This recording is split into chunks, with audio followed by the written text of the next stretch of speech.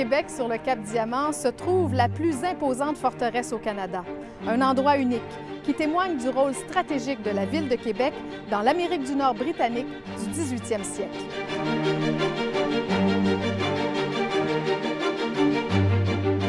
Citadelle, premièrement, l'origine du mot veut dire petite ville. Donc ici, c'est une garnison militaire britannique. La construction a commencé en 1820 et se termine en 1850. Donc 30 ans pour construire l'ensemble de la forteresse. On parle de 2,3 km² ici. Donc une forteresse qui servait à défendre Québec, point stratégique à l'époque par rapport au fleuve Saint-Laurent. C'est inspiré du modèle à la Vauban, une forteresse en étoile. Chaque point de l'étoile est un point fort et tous les angles sont couverts ici. Ici, le site est reconnu depuis le tout début comme un site important. Les Hurons, dès il y a une centaine d'années, utilisaient l'endroit comme un lieu d'observation. Plus au point naturel, le Cap-Diamant, on s'entend. Les Français ont construit la poudrière ici, ont construit une redoute. La redoute du Cap-Diamant est située sur le site de la citadelle actuellement, les remparts de Québec. Les Anglais arrivent ici, dans la même logique que leurs prédécesseurs, construisent la citadelle. Puis au point naturel, on contrôle Québec, on contrôle le fleuve, on voit l'ennemi venir de loin. On a deux musées, en fait. Un qui se situe dans l'ancienne poudrière française, un musée qui est plus sur l'histoire militaire canadienne. On part des Français, les Britanniques, jusqu'à l'histoire moderne. Et le deuxième musée, dans une ancienne prison militaire de l'époque, donc c'est l'histoire régimentale.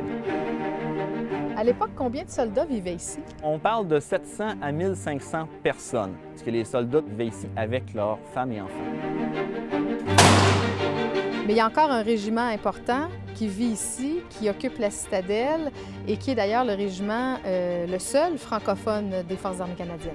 Oui, c'est le Royal 22e Régiment, donc seul régiment d'armée régulière, bien sûr les miliciens, mais régiment fondé en 1914 à l'occasion de la Première Guerre mondiale, donc c'est un régiment qui fait Première Guerre mondiale, Deuxième Guerre mondiale, guerre de Corée également, sans oublier les missions de l'ONU et de l'OTAN. On peut nommer Chypre, on peut nommer l'ex-Yougoslavie, on peut nommer l'Afghanistan actuellement. On se trouve devant la prison, qui est un bâtiment qui avait aussi une autre fonction. Oui, donc prison militaire de 1842, qui a d'abord servi pour les prisonniers politiques. On connaît la révolte des Patriotes avec Louis Papineau, qui a été écrasé par l'armée britannique. Les Anglais craignaient une autre révolte à Québec. On a donc construit la prison. Bon, il n'y a pas eu de troisième révolte, convertissent la prison pour les militaires, pour alcoolisme, bagarre, désobéissance. Donc, un modèle efficace, fiable, mais qui finalement n'a jamais été vraiment attaqué. Non, n'a jamais été attaqué, n'a jamais été testé. Elle avait un but persuasif, dissuasif envers les Américains. Ça a fonctionné, ils ne sont jamais revenus.